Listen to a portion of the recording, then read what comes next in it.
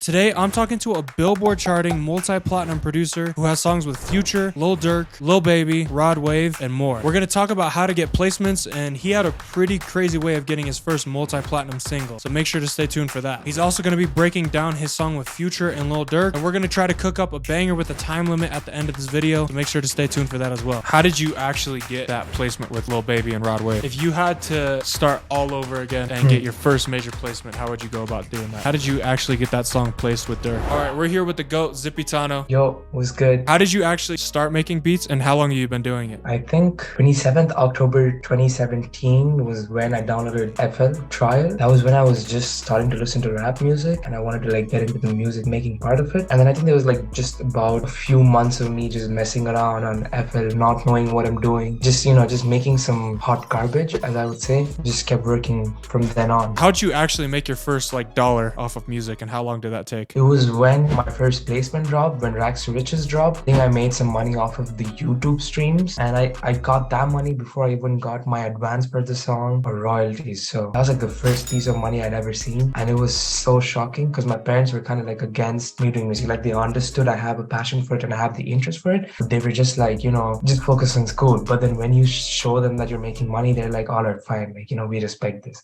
Maybe it's something that can work. How did you actually get that placement with Lil Baby and Rod Wave? Alright, so basically the thing was late 2019, and I think it was my friend Rio Leva. He was one of the first people to be I'm gonna start sending out samples, and this is when he had 200 followers or something. This is super early on. I was I'm gonna start making samples and start sending it out. And the thing is, you can do the sending, but in order to do the sending, you have to be able to connect with the person and for them to be alright, I want you to send me stuff. So that's when I knew I need to find a different way to approach this. So at the same time, I also had the free trial of Photoshop on my computer. So I just opened up the trial of Photoshop and I was just I'm just gonna make stuff. And I just hit people up this time being yo, I'm trying to give you free artwork for whatever, sample pad, drum kit, maybe a song of an artist you're working with, whatever it is. I'm trying to give you free cover art. You don't have to pay me nothing. And that got every producers bigger than me to respond. And then one of the people who I worked with that way was Day6 Beats. I hit him up. I was yo, I'll give you free artwork. And then I made him artwork for one of his sample packs for free. That's what I did. And then I think a little bit afterwards, I hit up Day6 and I was yo, can I send you some samples? He's sure, send it through. We worked on I think 4 or 5 beats from a pack. 3 years ago was when I got the text from Day6 yo, we got one on Rod Wave's album. I need your information. It was 11 p.m. for me, and I'm just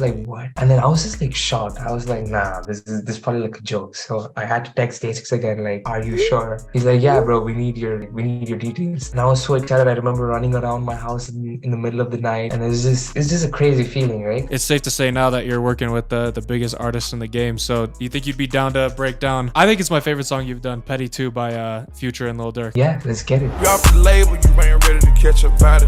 Plugged up like cable, you gon' think I'm Black Mafia. When I make stuff with weird intentions is when I make the hardest shit, because I love making weird stuff. I would say this piano MIDI is a little more complex.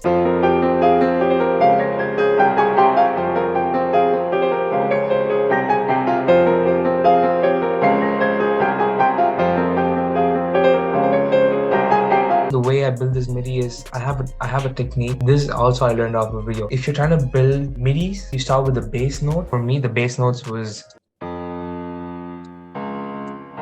and then once you have a bass note pattern down for 2 bars or 3 bars, whatever, duplicate it and bring it an octave up. So the same pattern is being played in the second octave here. But the only thing I did was the C note that plays, I cut it and made it short and then brought it back. Once I had that down, the next thing I do is I try to have a repeating pattern, something that kind of resembles an arp. So I had this.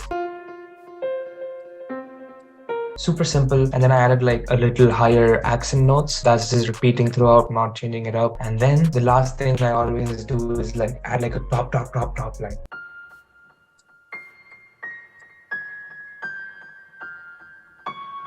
So it looks complicated, but it's really not complicated to make. You could make a MIDI like this in 2 minutes. Next sound is this pad kind of thing. Super simple.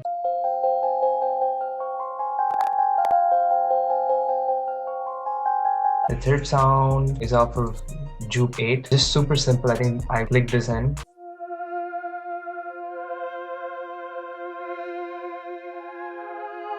And then this is modular V. Yeah, this is like some weird sound, and I just had like this staccato kind of keys thing.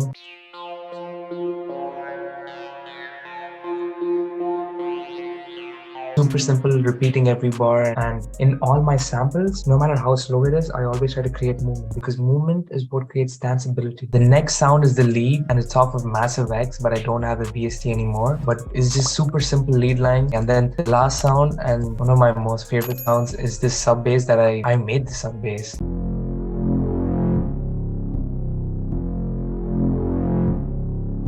And then this is the final sample. I pitched it up 200 cents after I finished it.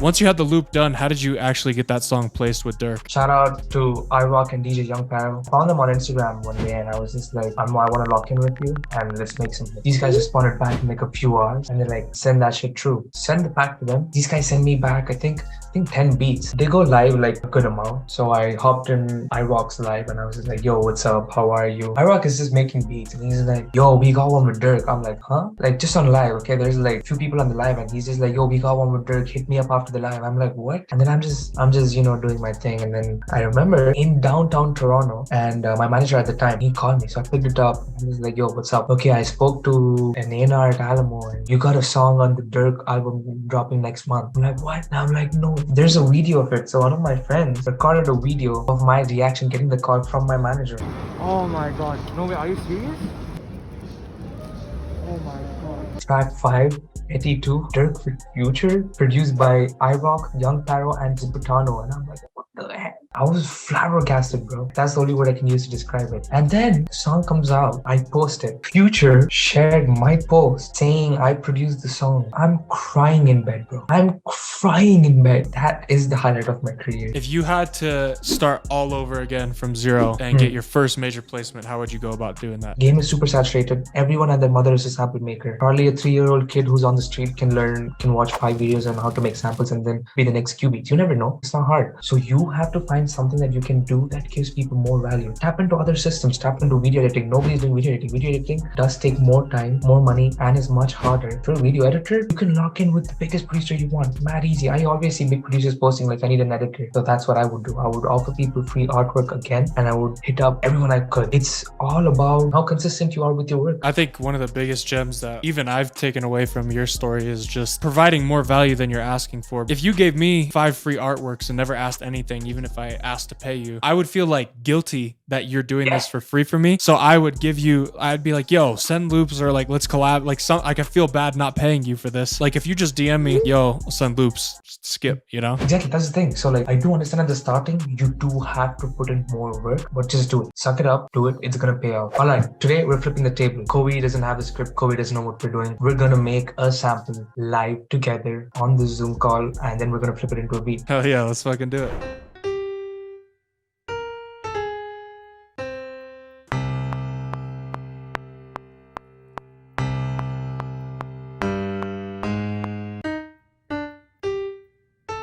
Copy that over.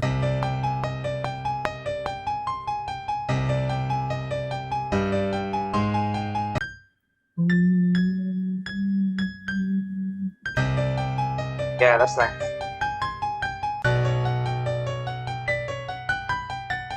Can you lay down like a guitar pattern? Ah, shit, like with the live guitar? Just like voice memo it or something.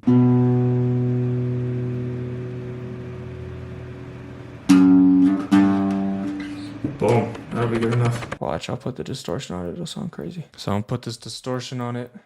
Distort a guitar. I use this preset on Beautiful. Oh. Hey, sauce.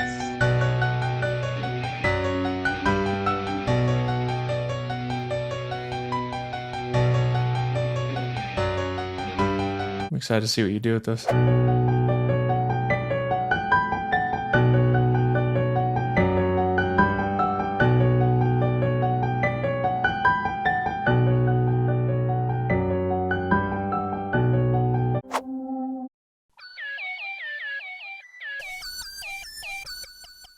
It's kind of fun. Okay, let me find a block.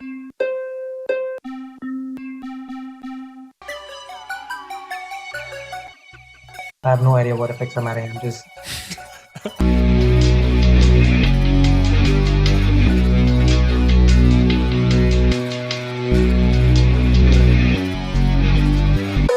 Yeah, you see styles, funk and soul. That's nice for in the back. Mm-hmm. Yeah, I just need to add one more thing.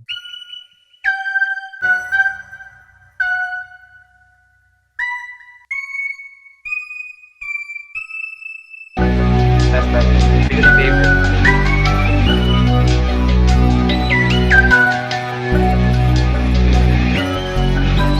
Think you can do these drums in less than 10 minutes? Yeah, set a timer. We got 10 minutes on the clock. See if you can do the drums in 10 minutes.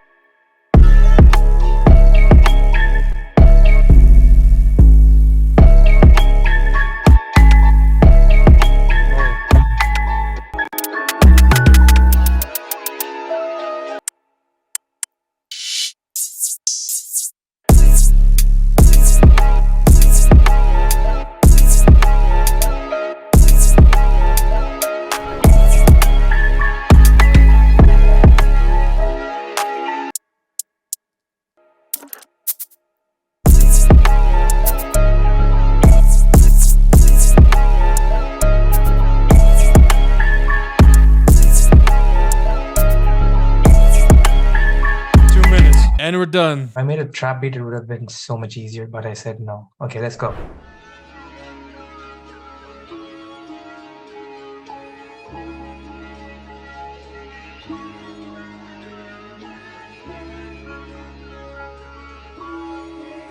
Hey, Zypitano got that gas.